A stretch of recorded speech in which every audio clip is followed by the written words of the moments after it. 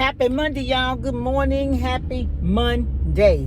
Just coming on real quick. And so, in the last couple of months, or here recently, they've been talking about the Great Resignation. All of the people are quitting their jobs or whatever. And I'm here like I'm in the light.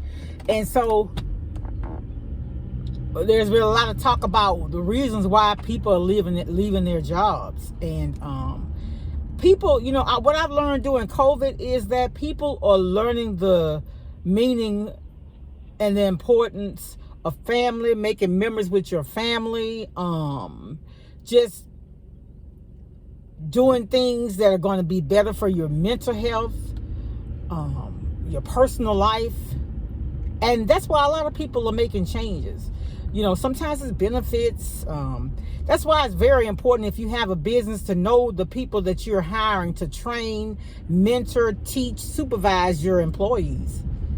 You want people that has some type of empathy and common concern for his fellow man. And so, compassion. Like I said, y'all, I keep stressing this. Love could change situations, circumstances, and people. So much love to everybody. Thank y'all for watching. Have a successful day. It's a blue Monday here. But God is still good, because guess what? Rare say he woke us up this morning.